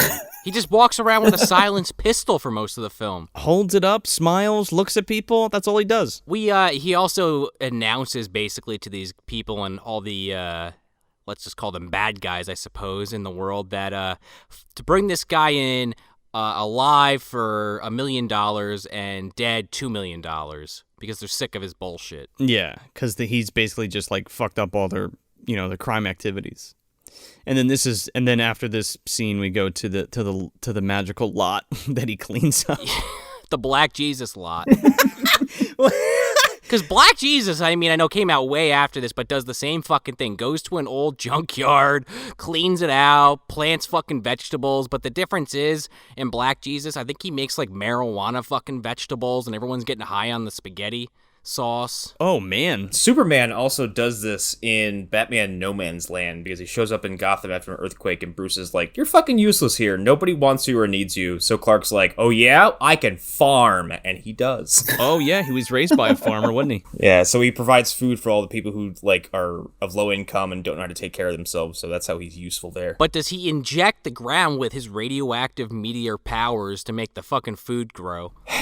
No, he does it by just being a farmer. In this, and makes giant fucking vegetables. Did he do that? Yeah. Jefferson walks up to this lot and is basically God for a few minutes. They show the news report the next day after he cleans this out. He's like kicking cars around and shit. Bill Cosby's there in the background with a fucking pepper the size of a watermelon. The Bloods and the Crips are taking down tomatoes together and like giving them to people. Tear down that wall. And I'm just like, okay, everybody's already coming together, huh? So the news reporter's like, thanks, Meteor Man, for making giant vegetables for the community. And if you ever are in town and want to have lunch, look me up. Wink. and then he fucking high-fives Michael across the fucking room. Then we get introduced to Sinbad officially. Oh, yeah, we go back to school. His name is Malik, and he comes in this, like, traditional African garb, and he leans over to fucking Jefferson, and he's like, oh, I can't believe it. He's like, this is the first black chick I've ever dated. and Jefferson's just, like, shaking his head like, who gives a fuck? He straight up cock blocks Jeff because he's about to, like, engage with, what's her name, Susan, I think. And Sinbad comes in and, like, literally, like, brings this fucking hammer down of flowers in between the middle of them. Yeah. He's like my Nubian princess. Yeah, my Nubian princess. Which I'm like, what the fuck? Because he, like, gets in touch with, like, I guess, like, his African roots. Is that the gag? That's the way I read it. Maybe I'm wrong on that, but that's how it looked to me. Yeah, because he's, like, Because he's got the hat and, like, the onesie on. Yeah, he's got all the garb on and stuff. But he's, like, making comments like, yeah, this is the first black girl I've ever dated and blah, blah, blah. Is this where Jefferson's in his classroom and then he gets visited by... Oh, wait, yeah, because we need the statistic on this one. This is the one where he has the hand on the book just grading papers, if this even counts. Yeah. Yes. Oh, yeah, and he opens his suitcase and, like, goes to get something, but when he closes it, the camera pans back, and he's then surrounded by all the little mini-me's of the fucking gang, and they have him restrained. The baby lords. Yeah, like... You got the they're baby like, lords, the junior lords. like ninjas that just pop up from fucking nowhere. They're all in there, even Simon. Yeah, the whole gang is suddenly in the classroom. And this is, like, probably the one part of the movie that I thought was pretty fucking stupid, because Eddie Griffin comes in, and he's like, yeah, oh, wow, okay, yeah, by the way, I heard on the radio just a moment ago that Meteor Man just fucking, he just took out another crack den across town, so, Jeff's not Meteor Man, clearly, and Simon is just like, okay, yeah, we believe you, okay, sure, we're sorry. Simon goes, I'm sorry, and then leaves. What? And Don Cheadle's like, this is the fucking guy! This is the guy I shot in broad daylight. What are you doing? Look at the bullet holes in his suit. They're right there. Yeah, right? He's still wearing the same fucking banged up suit. He's like putting his hand over the holes like, no, the dry cleaning accident. He just takes that dude at face value and then just leaves. What a compelling argument you presented. I shall take my leave. That's not Meteor Man, because how can Meteor Man be here if he just took out a crack house? How can he be Meteor Man if what you're telling me is true? He's a fucking nerd, grading papers. Well, then they leave, and Eddie Griffin's like, yeah, I came in the back way. I saw him coming in, so I rushed over. So once they leave, we should probably get out of here, right? Yeah, he makes like a joke where like, oh no, we gotta wait for him to leave the parking lot before I go out there. You're the one with superpowers or some shit like that. I can't fly, haha. Or beat anybody up for that matter. So this asshole ends up like sneaking into. He like picks Jeff's lock and steals his fucking Meteor Man suit, and then goes and does like a mall showing. Yeah, his uniform that they keep referring to it as. Yeah, he goes and does like a mall opening. I was like, what, the fucking suit? Like I wasn't processing that. Like for some reason, I was like, why the fuck would Eddie Griffin steal his fucking bullet-holed suit? What? And I'm like, oh wait, I'm a fucking moron. It was the fucking Meteor Man one. Oh my god. The fucking dog tells him, he's like, your suit, somebody stole your suit.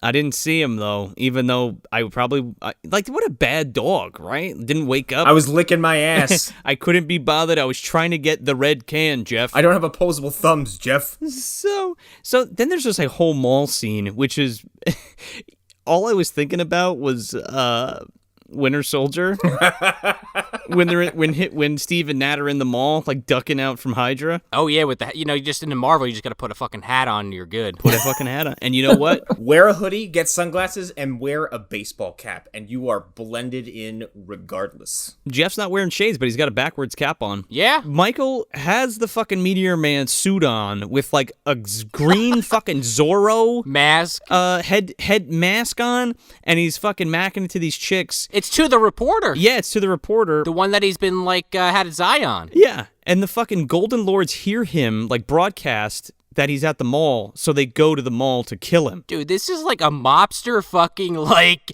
getting ready scene. They're all loading their guns. They're fucking driving over there, like, full speed. And this asshole's like, yeah, Meteor Man, my dick's long. I got superpowers. I got super sperm. This was also oddly evocative of a scene from John Wick 2.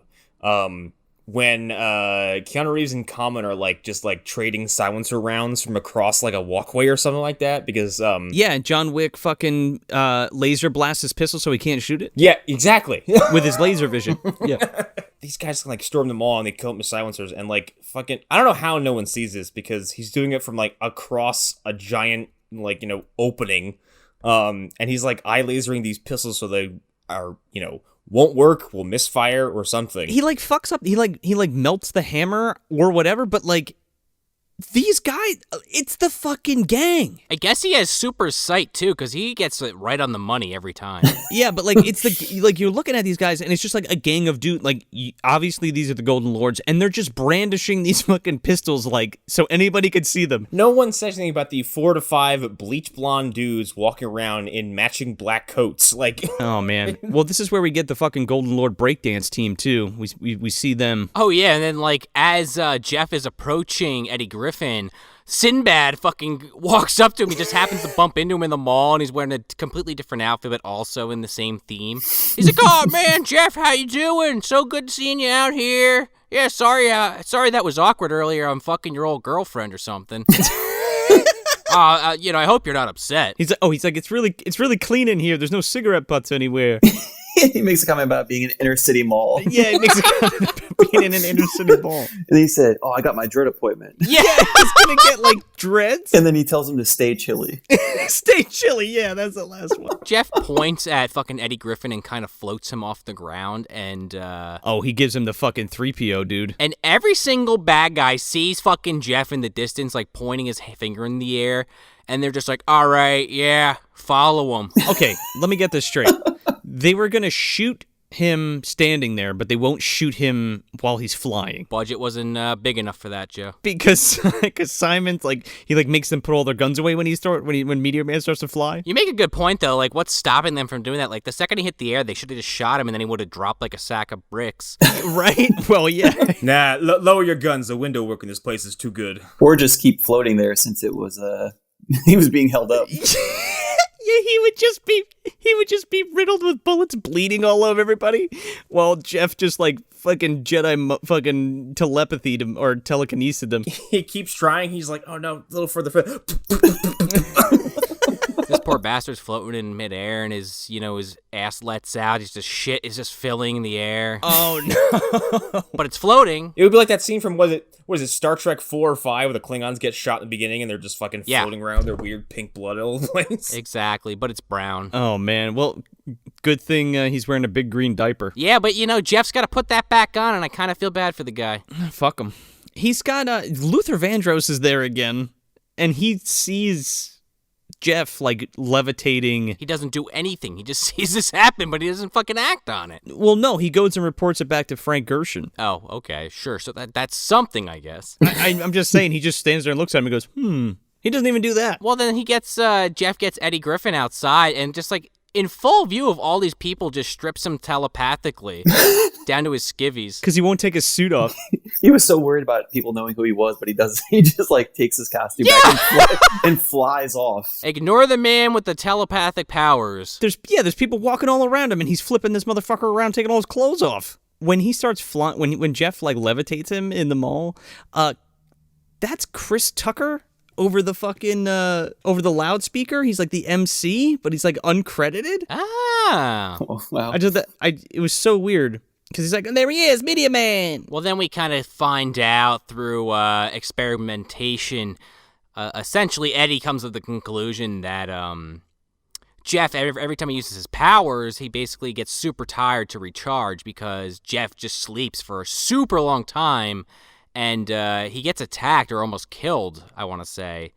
And he doesn't wake up, and the dog has to fucking drag his ass behind like a couch. Frank Gorshin like rolls up and like they see somebody's banging on his door like, Jeff, they're coming, blah blah blah.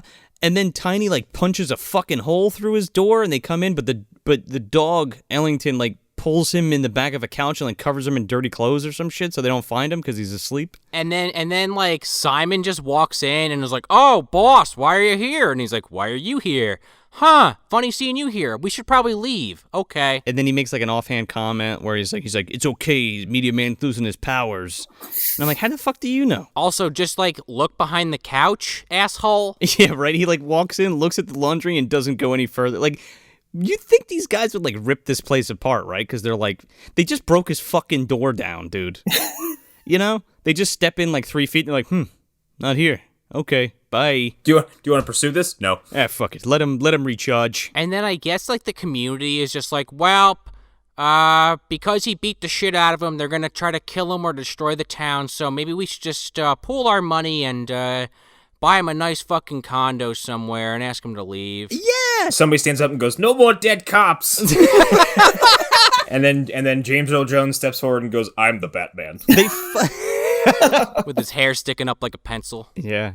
They fuck up this whole city block. Like, it's just tagged from head to toe, the buildings. Yeah. And then, like, they're, like, inside and, after the community meeting, he's like, oh, they'll leave or whatever. Because, yeah, he goes to the community center, and they're like I was saying, they're trying to pool their money basically to get him out of town and basically save him because he did so much good for them. And he kind of says, okay, yeah, I'll do it. They're like, oh, what are we going to do about this problem? And then, like, the lords are, like, outside again, and, the whole community runs out, and they're like, we know who you are, motherfucker. And they're like, take this, and they, like, go to shoot everybody. And he, like, goes and catches all the bullets, like, really fast, which is kind of neat. Because this is when Simon shows up with his fucking trench coat and hat. Yeah. Like, he might as well be sporting a Tommy gun. But they're, like, they have his mom hostage, ? Because there's, like, two biker guys, like, drive away, and they're all, like, crouched. It's like fucking Two-Face in Batman Forever, where he's wearing the old lady garb and pulls the fucking rocket launcher out of the baby carriage. Yes. Like, what are they doing? It was a very poorly executed ruse just to get him outside. Right? Just be like, hey, come outside. And he would have came down.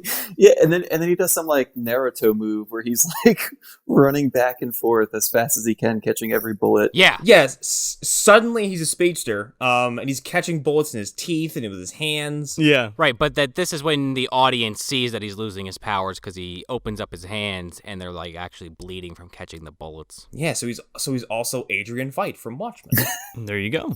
But like, not once do the Golden Lords, like, they know who his family is and who he's, like, always hanging around. Never once do they, like, take them hostage or, like, kill them or, like, go after them. Right. Torture Eddie Griffin or some shit. Right. They just keep trying to kill Meteor Man. And I'm like, what? That's not a good villain. Well, Don Cheadle knows his family and everything, but Simon Kane won't, actually give him the go-ahead to do any of that. I feel like that's why that happens. Right. Because he's just like, well, we can't confirm this guy's identity. Right, but it's him. Like, after this, though, now he knows, for sure. Well, yeah. So then, this is where they go to the community center, and basically he agrees to leave, and then he's, like, packing his bag, and he just looks like he's throwing, like, socks and underwear into a suitcase. And he's talking to Eddie Griffin like, yeah, I guess I gotta leave to save the town. But also, actually, one thing of note that I just remembered I forgot to mention, when he's in that town hall and they're all basically like, yeah, we're going to pay to get you out of here, he's like, you guys are all complaining and giving up, but you never even tried to stop the crime in this town. Like, you didn't even try to push back. And he basically makes them all feel bad. And then he goes to leave because he doesn't want to bother them essentially anymore or bring them trouble. Well, yeah, because, like, they busted his balls to be a fucking hero. And now that he's being a hero, it's only, like, made it worse in the neighborhood. And then he's like, how can we stop it if we pretend like we don't see them? And, like, they complain, but they're not doing anything. Right. Like James Earl Jones saying he didn't see anything, and then the cop leaves, and he's like, oh my God, it fucked me up. I saw the whole thing. Right, but then the next scene, he's, like, freestyling with people. Right. Outside. Jeff is like, yeah, I gotta leave, fuck it, like, I'll just leave. But he, like, I guess he's not leaving tonight, right? So he's going to bed. Well, Dre and Squirrel are spying on him from across the street on a fucking rooftop with binoculars. With a cell phone. They're like, yeah, he's home. And then, like, they pass the message on, and they bring out trucks. Like, this little lord is like, trucks! As if I didn't need the Dark Knight to be invoked anymore. They bring out this fucking circus-looking 18-wheeler. I'm like, all right, who's flipping that one? Yeah. It's like the Satan's Den trailer. But, like, What are these for? Is this just like block traffic, essentially? Yeah, exactly. It looked like basically to box everybody in, but like you're dealing with a guy who could just throw these trucks at you, and you know. Right. And then this junior fucking lord just takes a random Molotov cocktail and just like blows up a car that I don't even think is Jeff's. And then they start like marching in towards the apartment complex. Yeah, well, you gotta have some fire and shit, right? It's the end set piece. Eddie Griffin comes out later and he's like, all right, time to leave. Oh, fuck, my car! Why is just my car's the only one blowing up? Yeah. Our chaos meter is sitting at a half. We gotta fill it up. So basically Simon calls out Jeff and just says Meteor Man with the panache of the Troll 2, oh my god. He hits this fucking, he's like, Meteor Man. He built buffers, that shit. And also, this is right after Jeff tells Eddie Griffin that his powers are weak right now, and he shows him like his hand injury from catching the bullets. And he's like, well... And Griffin even tells him, he's like, you can't go out there, they're gonna kill you. And he's like, well, I got it, what am I supposed to do, hide under my bed? Right, well, and he doesn't want to be a hypocrite, because he just fucking, went off on the town, essentially, about them running away. Well, yeah. So he goes down there, and as he's passing every neighbor that we've kind of been acquainted with, James Earl Jones specifically is kind of like poking his head out his door, looks kind of like depressed about the whole thing, but doesn't fucking do anything. Just basically watches this guy walk to his doom. They like turn off all their lights and just let him go outside without saying anything. Doesn't he also like have it's an oddly comedic but also kind of like melancholic where he takes his wig off and just sobs to himself? Yes. First, you're like, wow, that's actually kind of touching, but then and he's crying profusely. Yeah. Yeah, but it's preceded by, like, let me take off this ridiculous wig and now be ashamed of myself. Like, I guess it's kind of like, I'm pretending to be somebody I'm not, and I should just be me and, like, stand up for the community. Yeah, like how dare I pass judgment on this guy when I'm full of shit myself? When I'm putting bad wigs on. Well, then Simon, he basically puts the hand out saying, all right, Jeff, let's make peace. You can have Washington. I'm gonna go take New York. Yeah. And then he fucking headbutts him in the face. Dude, Jeff gets the living daylight beat out of him. Oh, yeah, dude. For as long as the sequence is, I liked pretty much all of it. Oh, it's great. Because as far as, like, final battles go, it's not one of those things where, like, they dip in for 90 seconds and then dip the fuck out. Like, this goes on and, like, the action kind of, like, goes down and goes up and then kind of, evolves and changes. Yeah, he gets his ass rocked, but he gets a few good hits in for being a fucking wet towel, dude. Well, especially he gets a good one on Simon that draws blood, and then Simon just sends all his fucking mooks after him and just starts getting hit from every angle. Yeah, Don Cheadle like fucking hits him in the back of the head, he, like fucking pistol whips him. But like, let's be clear here, Jeff has no powers. Like, not only are they deteriorating, but they're just non-existent at this point. They're not even like half charged. But that's why he picks up the pipe to try to keep some distance between them. Yeah. Dude, we have a full-on Jackie Chan moment here for like a couple minutes. They're all fighting with these fucking pipes for like a couple scenes. I kind of fucking love that. Hold on. Jeff's getting his fucking ass kicked. And then Bill Cosby hears this shit going on outside. He's like, what the fuck's all this ruckus? Climbs out of his hovel. Let me tell you something. Bill Cosby does not have a line of dialogue in this movie, but he barks because he talks to the dogs. Yeah, he like assembles the Canine Avengers essentially, like. Yeah, because he has his piece of the meteor still Yes. that he collected when Jeff got hit with it. So. And he comes outside, and Simon's like done beating the shit out of Jeff, and he pulls out his gun to go shoot him, and this is where the town kind of like gets up off their ass and does something about it. And he like throws James Earl Jones throws a fucking record at Simon's hand, and it like knocks his gun out of his hand. From like the third story. Yeah, he's a fucking deadeye. The Batman soundtrack, throw it. A Milli Vanilli record. There it goes. I thought he took off a thumb or something at first, but he looks pretty okay. So that happens, and then like everybody starts kind of getting their balls up to like take on the Lords, but then Bill Cosby like uses the meteor powers to like pull the guns out of all the Lord's hands. Right, and then Eddie Griffin comes in with a pipe. And they're like, oh, what the fuck? What's going on? And gets rocked immediately. Doesn't he roundhouse kick someone and that guy immediately grabs him and breaks his arm? Like, Eddie Griffin's like, oh my god, oh, this black on black crime. And then he gets his ass kicked. He's like, I'm going to kick your ass. The best part, though, is that Eddie Griffin goes out of his way to run around the back of the building to try to surprise these people. They show him run down the back of the alley to fucking try to catch him by surprise, and then he just gets taken out in like 1 second. Yeah, and there's like a redeeming moment for Squirrel and that kid Dre from the beginning where they like take the gun and they're like, no, don't kill him or whatever. And then this woman from like from a third-story window throws like a fucking rock, but it hits Bill Cosby by accident and knocks the fucking meteor out of the can. And then Simon and Jeff like go for it each at the same time and like grab the meteor with one hand each, and they like suck the power out of it and it like explodes. I love this because it's like you've now entered phase 2 of the boss fight. Yeah, it's fucking great, dude. It's like a Dark Souls fight. Like a big cutscene happens, all of a sudden you're like, wait a minute, he has full health now? It's so cool because like I love this kind of shit. They like peel themselves off, like they get blown to either side of the street, but like into cars. The weirdest sound effect. Yeah, oh yeah. It's like wet. It's like silly putty on paper. Yeah. Oh, it's so weird sounding. It's like they melted the car and they got stuck to it. Yeah, they like peel themselves out of like their indentation on the cars. I don't know. I always thought that was cool. Hi, Eddie.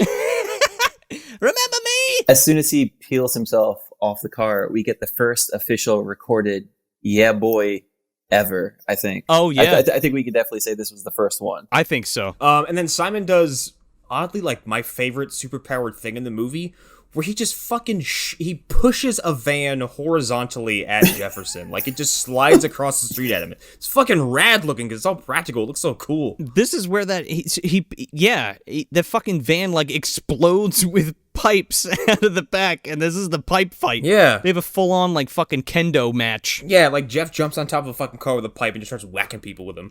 Well, then Tiny Lister, he fucking comes up, and I guess he gets a little cocky for some reason, and he goes after Meteor Man. First, the books come out. Oh yeah, I forgot about that. Before Tiny Lister comes up, because the whole time Tiny Lister is just stroking his cast. Every time he's like in the backdrop, he's just stroking his arm. Right, because Meteor Man's getting his ass kicked and he gets thrown through this fucking truck full of books, you're right. Yeah. That's also a great shot too, because like I think like Simon hits him or smacks him, and like this stunt dude flies through the windshield of a truck, and then like it pans as if he's flying through it, and then Jefferson comes out the back of it into a pile of books. Straight Looney Tunes, man. It's like dunk, dunk, dunk, dunk. It is awesome looking. Dude, I fucking love it, man. And you're right, he goes full Urkel. He touches the Bruce Lee fucking book. Oh yeah, man. This power was the longest clock. It was a minute and 35 seconds. Oh my god. Gratuitous. I was gonna say, I'm glad you timed him because this one was egregious. I'm like, 30 seconds, my ass. Like, yeah. He's taking his time. He's taunting. He's screaming. He's doing the whole fucking. Yeah, he's going full fucking Rudy Ray Moore here. Yeah, he fucks up a bunch of he like kicks everybody's ass in the gang, and then starts to go after Simon, and then like loses it. That and this scene also has some of the weirdest like additional audio. Yeah, where the the Golden Lord that knows martial arts. There's like 3 different people chanting him. Oh, Larry! Yeah, Larry! This fucking kid! He's like, come on, Larry. Get him, Larry. Get him, Kung Fu Larry! Kung Fu Larry! And this kid just keeps like shadow kicking, like he just keeps like doing that weird like warm-up kick, and Jefferson just keeps casually moving out of the way. Dude, he whips this kid's ass, and then the kid gets up and just fucking runs away crying. But while this madness is going on in this minute and a half, 30-second block, Tiny Lister, he rips his cast off and fucking charges at this guy. First he punches a window, like we're like, okay, he can punch out a window. Yeah, he goes full Goldberg. And then punches him with his good arm and also shatters that arm. Breaks that, punches him with the other one, breaks that arm, and then kicks him and then like breaks his foot. Yeah, he goes full Black Knight. And then tries to bite him too. Yes, he does. He tries to bite him. These are the lessons that a man must learn to give up that bomb trigger on that boat, okay? Oh my god. He's been humbled. He sits there, he's like, give it to me. I'll do what you can't do. Remember that time I bit that guy and broke all my teeth? You have no idea what I've seen, okay? So he loses his, so after the tiny thing, he like loses his power or he loses the Bruce Lee shit, and he goes to look for the book again, and he thinks he grabs it, but he picks up runway modeling. The best scene of the movie, hands down. This is so fucking funny. I love this fucking gag. This has always stuck with me. Like, I remember this vividly, like, from when I was a kid. He ends up throwing the book to Simon, and he catches it, and they literally have, like, a fucking Vogue off. Yeah. A full-on drag queen runway fucking off. They fucking start Zoolanding each other. It's awesome. And they have a slap fight. They get really bothered, and then suddenly they're like snap at. They're like, ugh, what happened? Dude, that right at the end there where they're like slapping each other. That's the fucking funniest thing. Yeah, and then was it Shake That Body is playing over? Yes. This power lasted for 43 seconds, but the bigger issue with this is that Simon Kane got the power after him. Oh, yeah. And they both ended at the same time. You know, Meteor Man, he could have used those couple of seconds to really, lay down some whoop ass. Big Daddy Kane's like, what's up with your boy? And Don Cheadle goes, that's not my boy. Then the most fucked up part of the movie, and also, like, vaguely funny in one way, because on the side of this dumpster that Simon picks up, it just says GL Rules. Golden Lords. With like, some really bad spray paint, and, fucking Jeff's dog is there, Ugh, and yeah. he's just like, yeah, watch this, and he just fucking he hucks this dumpster at this poor dog And fucking squashes it. Ellington is down for the count. And then Simon picks up fucking Jeff and like throws him over the fucking building. Yeah. And he's like, all right, I want to talk with all the world's leaders because I'm God now. And then he like turns to the Gold Lords. He's like, all right, shoot me. And they're like, what? And he's like, shoot me. I was really for a second hoping against hope that he'd be like, shoot me. They shoot him and he just died. I know, yeah. Oh man, his power runs out and he just fucking explodes with blood. He goes, I will be God on this planet. And then they fucking unload on him. He's like Nuclear Man, kind of. Yeah, a little bit. Yeah, they unload on him, and after that, yeah, he's like, I'm God, and that's where you get that sound clip. And then, miraculously enough, Meteor Man is okay, because he really just kind of threw him on the roof. I don't know what he really thought was going to happen. Yeah, he was like crying about his dog and got thrown on the roof. He was like, time to change my outfit. Yeah, he comes back in full fucking regalia. And then suddenly he's like massively more powerful than Simon and the rest of these people. Yeah, what happened? What is with that? He goes full fucking Ipkiss.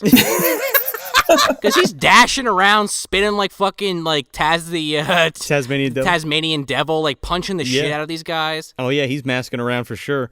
He's like punching them all. It's like the main like core lords, right? Well, it's like Davey just said. It's like fucking Looney Tunes. Yeah. Well, yeah, no, I'm saying like it's not only is it Simon, but it's like Don Cheadle and like the other two guys. Yeah, yeah. And he's like punching them like crazy. He pantses all the baby lords and ties their pants together. He strips these children and ties them all together with their clothes. But he also drains Simon's powers, too, when he ties up Simon. Because apparently he can do that. Yeah, an extra ability. Which is an ability that I didn't list before. Yeah. Drains someone's powers and then wraps him up in fucking, like an electrical cord? Yeah, it looks like a fucking jumper cable or some shit. And then the rest of the lords kind of like are like, yeah, you think you're gonna get away with that? And then like Meteor Man like barely says anything. He's like, yeah, okay, try me. And they're like, ah, they all fucking run away. Like they don't even try to put up a fight. No.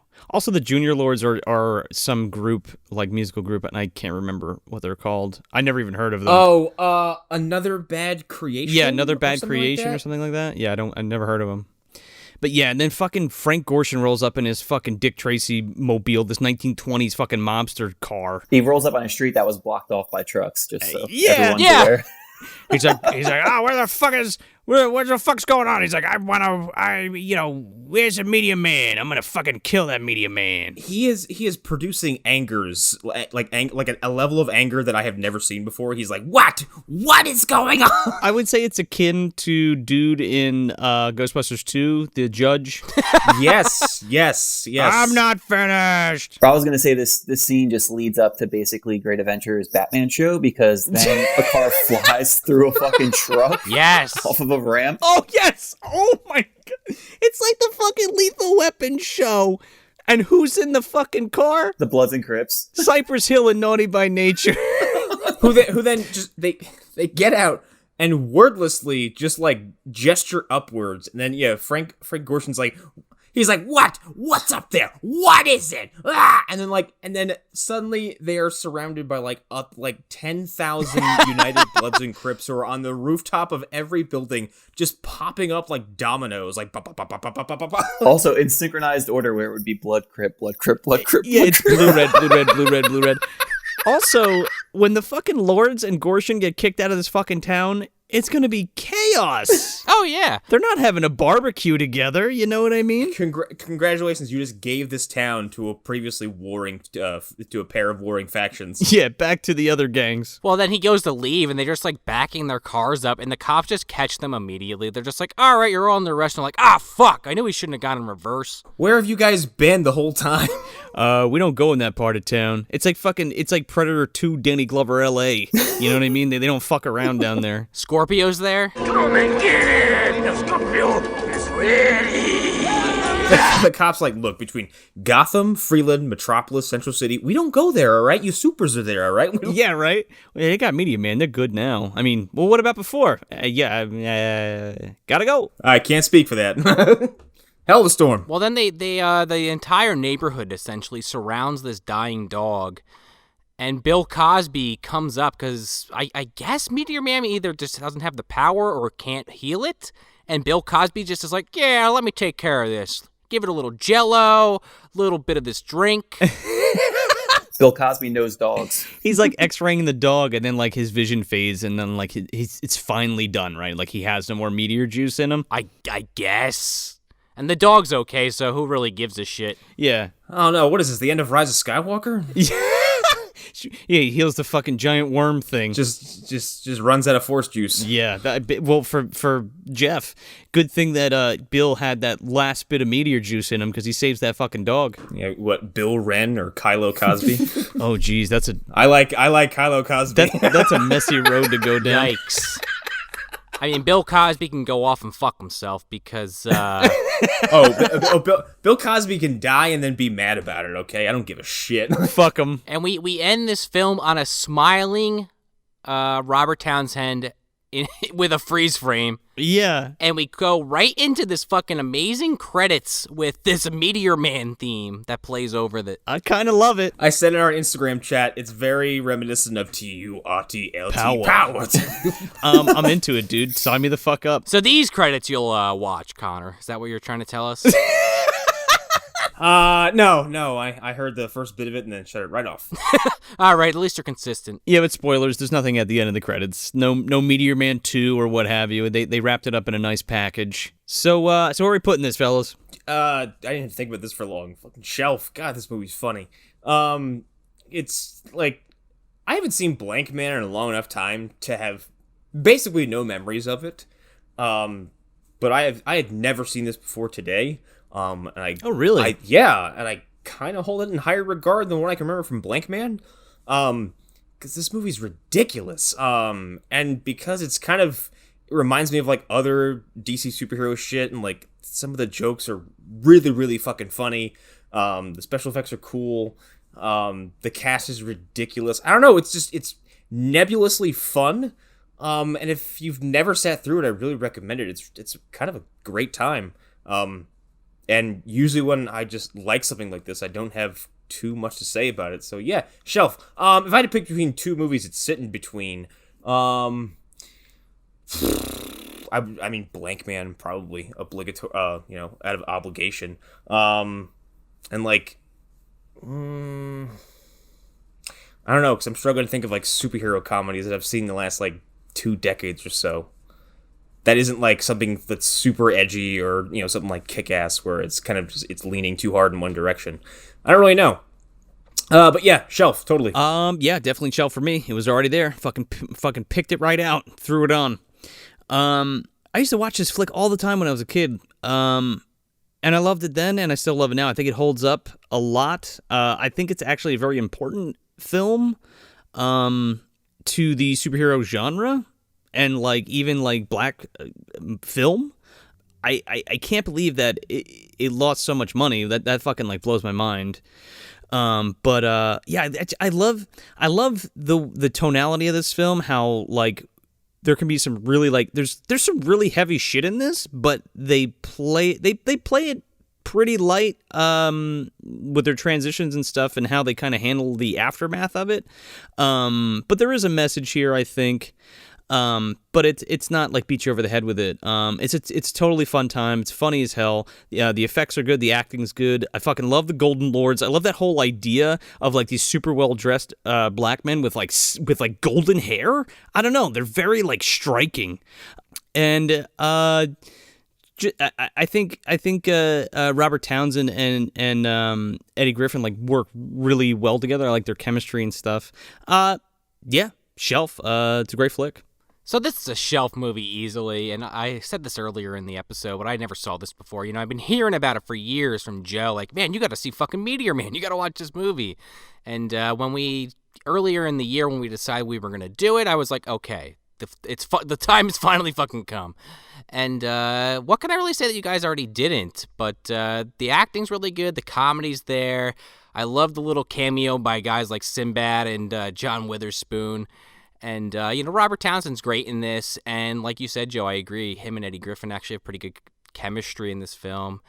And I guess I don't really have any complaints about this film. I think that it kind of wraps up a little bit too contrived for me personally, but it is also a comedy, and you're trying to go out on a positive note. Like, I feel like they tried a little too hard with this whole dog angle, with the dog almost getting killed and then being brought back, but I don't dislike it. We also wrap it the fuck up quick, too. Like, after that happens, we just race to that finish line. Oh, yeah. The dog gets healed, the people get arrested, he smiles, fucking end credits. Yeah.